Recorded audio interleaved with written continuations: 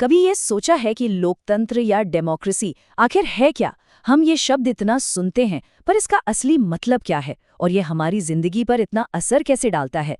तो चलिए आज इसी पर गहराई से बात करते हैं। इब्राहम लिंकन की ये मशहूर लाइन शायद हम सबने सुनी होगी। ये लोकतंत्र की आत्मा को बड़े अच्छे से समझाती है।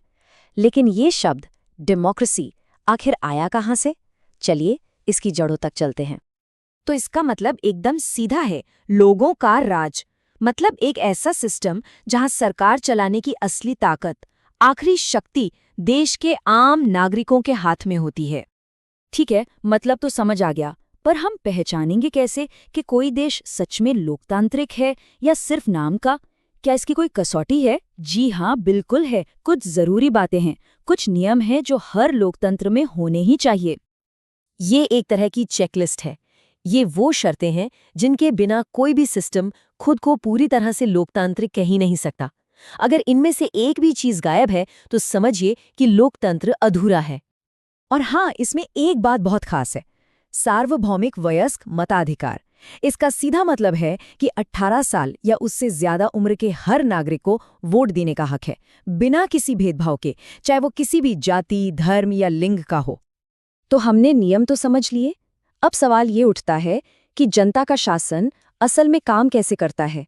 इसके दो मुख्य तरीके या मॉडल हैं। चलिए उन्हें देखते हैं।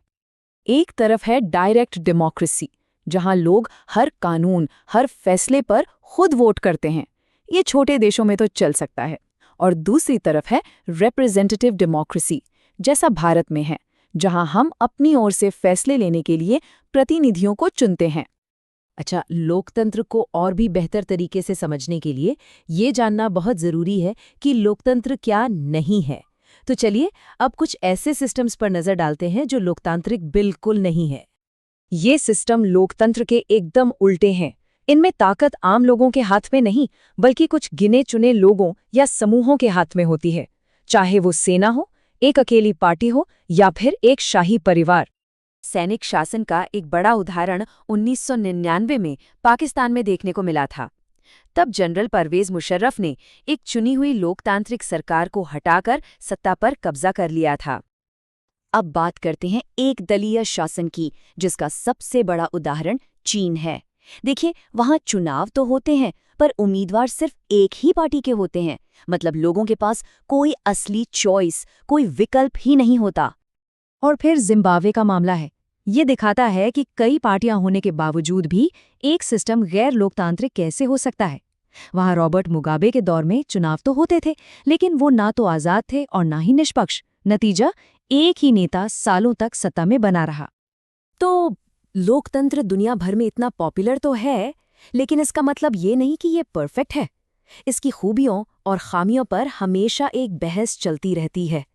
चलिए इस बहस के दोनों पहलुओं को समझते हैं। एक तरफ ये सरकार को ज्यादा जवाबदेह बनाता है और लोगों की गरिमा बढ़ाता है, लेकिन दूसरी तरफ इसमें फैसले लेने में बहुत देर हो सकती है और कभी-कभी अस्थिरता भी आ जाती है। तो ये एक तरह का संतुलन है।